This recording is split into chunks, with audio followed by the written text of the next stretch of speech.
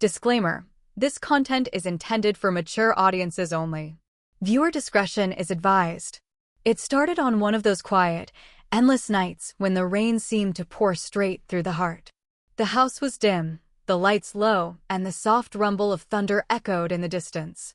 I remember standing by the kitchen window, holding a cup of coffee that had long gone cold, watching the rain trace tiny rivers down the glass. I didn't expect anyone else to be awake, but then I heard his footsteps.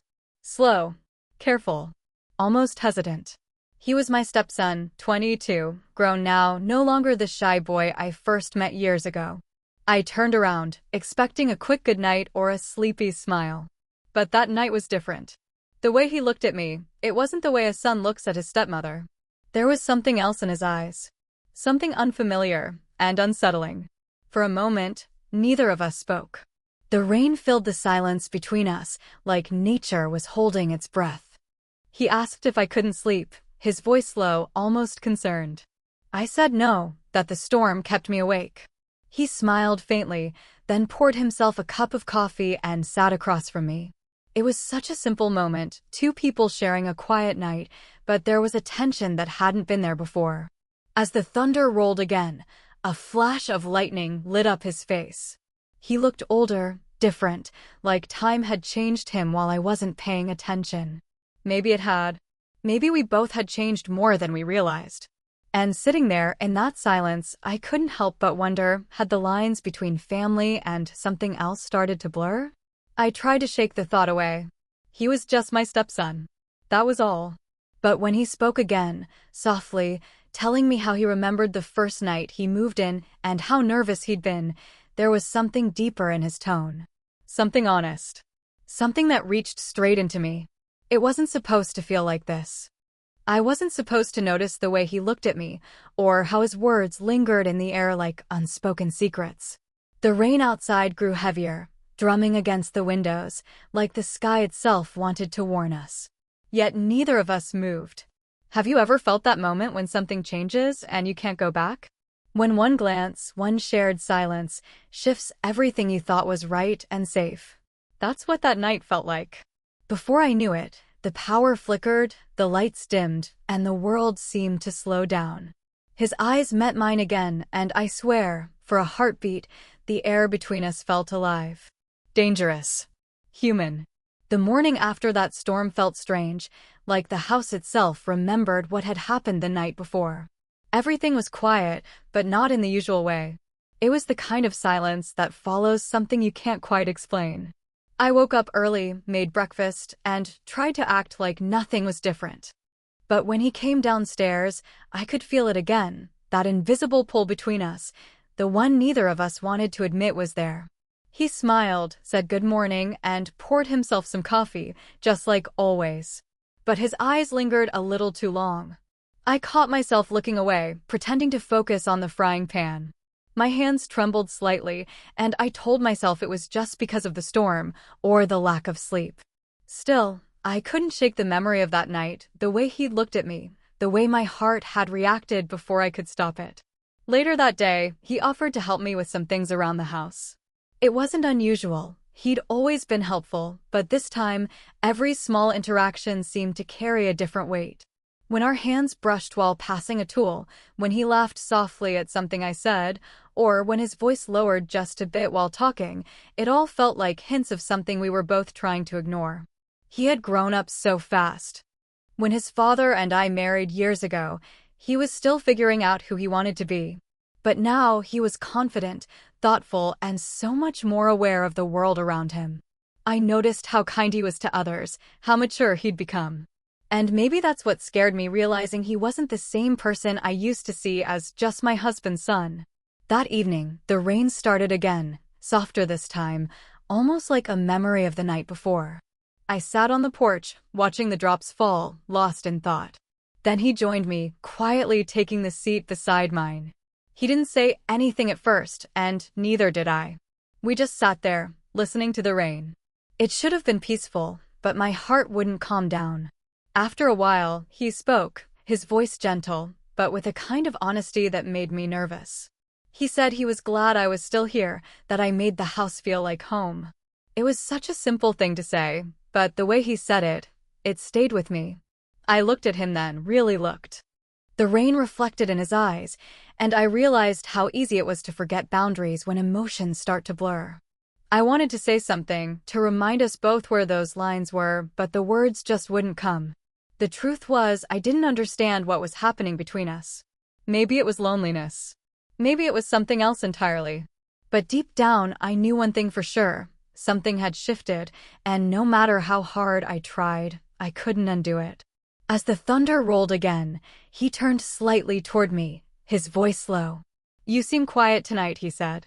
I forced a small smile, pretending everything was fine, but I knew it wasn't. There was a storm building again, not outside, but inside us both.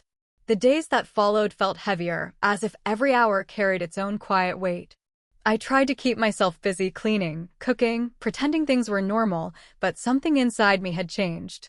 Every time I heard his footsteps in the hallway, I felt that same uneasy rush.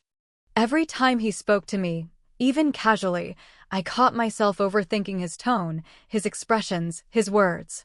It wasn't just awkwardness anymore, it was awareness. One afternoon, I found him outside fixing the fence. His shirt was half soaked in sweat, and his focus made him look older, more serious. I walked out with a glass of lemonade, hoping to make things feel ordinary again. He smiled when he saw me, that same familiar smile that somehow didn't feel the same anymore. I handed him the glass, and when his fingers brushed against mine, my heart skipped. I laughed it off, but deep down I knew that simple touch wasn't as innocent as it used to be. Later, I told myself I was imagining it, that it was just the stress, or loneliness, or maybe guilt playing tricks on me. But that night, during dinner, I caught him watching me again. Not in a bold or inappropriate way, more like he was trying to understand something, figure something out. I avoided his gaze, but curiosity got the better of me. What was he thinking? Did he feel what I did? His father was away for work again, like he often was. That absence used to feel quiet and routine, but lately it only made the air heavier. Without him around, the walls seemed to echo more, and every conversation between us felt loaded with things we couldn't say. Then something unexpected happened. His old friend, Claire, came to visit. She was bright, funny, and full of life, and for some reason, her presence made me feel uneasy. I noticed how easily he laughed with her, how natural their energy felt. It shouldn't have bothered me, but it did. I caught myself wondering if I'd been reading too much into things between us. Maybe I was the one making it complicated. That night, while I was cleaning up after dinner, I overheard them talking in the living room. Their laughter drifted down the hallway, warm and effortless. It should have made me happy to hear him like that, but instead, it left a strange emptiness inside me. Why did it hurt to hear him laugh with someone else? Later, when Claire had left, he came to the kitchen. "You were quiet tonight," he said softly, leaning against the counter. I smiled, pretending I hadn't noticed anything, but he looked at me in a way that told me he knew I was hiding something. "I'm just tired," I said. He nodded, but didn't look away. For a long moment, neither of us spoke. Then he said something that caught me completely off guard. "Sometimes I feel like you don't see me the same way anymore." My breath caught. The words hung between us like a spark waiting to catch fire. I wanted to ask what he meant, but I couldn't. The look in his eyes said enough. Have you ever had someone say something so simple yet so impossible to answer? Because that was the moment I realized whatever was happening between us wasn't just in my head. I stepped back, said goodnight quickly, and walked away before my thoughts could betray me. But even as I tried to sleep, his voice echoed in my mind. The next few days passed in a blur of uneasy silence. Every time I looked at him, I could feel something unspoken hanging in the air between us. He didn't say anything more about that night, or what he meant, but his eyes did. There were moments when I'd find him watching me, his expression unreadable, as if he was waiting for me to say something, to admit something. The tension wasn't loud or obvious. It was in the pauses, in the way our conversations stumbled, in how we both avoided being alone in the same room, and yet somehow always ended up there anyway. The smallest things carried too much meaning now. A shared glance across the table. A brief touch while handing over a plate. the way his voice softened when he said my name. One evening, the sky turned gray again, heavy with rain clouds. I remember thinking it felt like déjà vu, the same stormy calm that had started all this. The power went out just as the rain began to pour, and the house was suddenly filled with the hum of thunder. I lit a few candles, trying to focus on anything but the quiet pulse in my chest. He came into the living room, holding a flashlight. The flicker of the candlelight made his face look different, shadowed, uncertain. "You okay?" he asked. I nodded, though my voice caught in my throat. He sat down across from me, close enough that I could hear his steady breathing over the sound of the rain. For a long moment, neither of us said a word. The storm outside grew stronger, and the air inside felt thick, almost electric. Then, quietly, he said, "I've been thinking about that night." My heart stopped. I didn't know how to respond. His eyes met mine, honest, searching, but full of confusion too. "I don't know what's happening," he said, his voice barely above a whisper. "But it's not something I can just ignore." I wanted to tell him to stop, to remind him that some lines shouldn't be crossed. But the truth was, I didn't trust my own heart anymore. The sound of rain against the window made everything feel closer, smaller, as if the world outside had disappeared. Then lightning flashed, bright and sudden, casting everything in sharp, white light. We both froze. The air between us was thick with everything we weren't saying. My thoughts raced, but my voice failed me. It was the moment before something big, irreversible. I could feel it building, like the seconds before a storm finally breaks. I didn't know if I was supposed to step away or stay right there, and the not knowing was the hardest part. The next morning, the world outside looked calm, as if the storm had washed away every trace of the night before. But inside, nothing felt calm at all. Everything between us had shifted again, even though not a single word had been said. I tried to carry on like nothing had happened, but the air was heavier, almost fragile.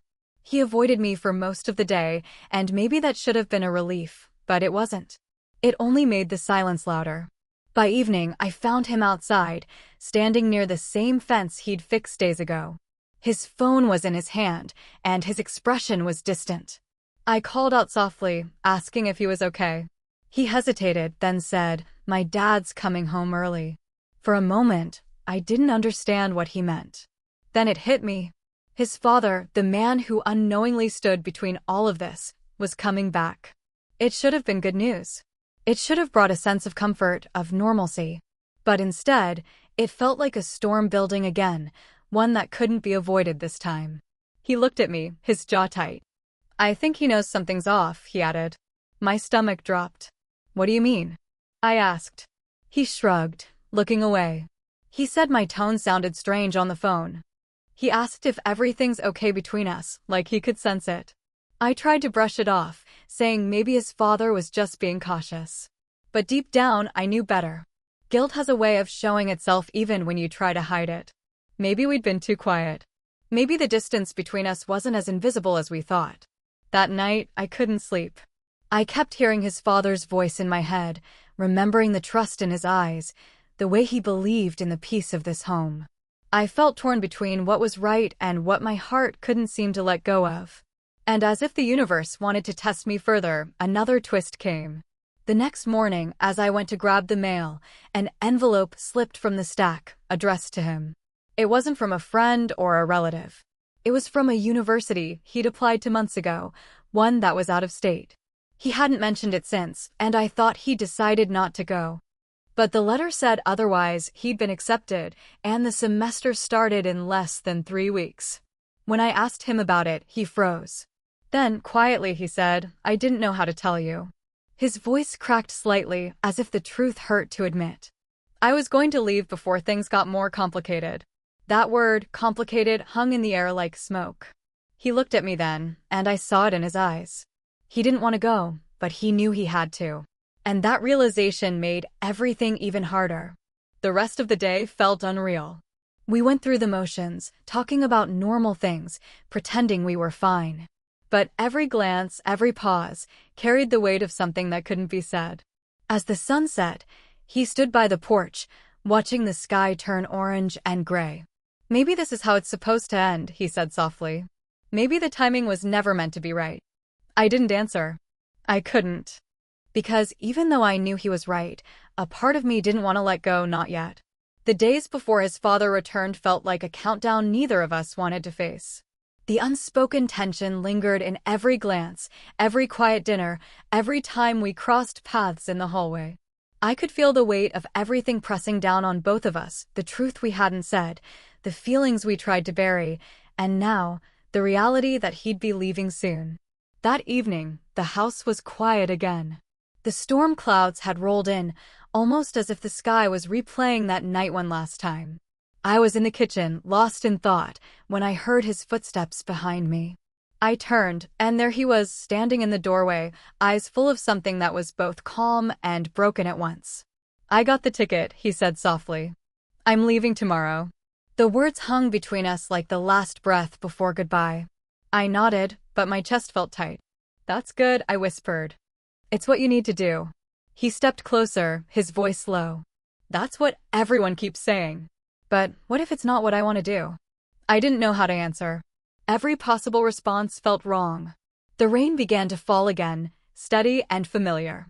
It reminded me of how everything had started, quiet, uncertain, and impossible to ignore. He took a deep breath. Maybe leaving is the only way to stop this from becoming something it shouldn't.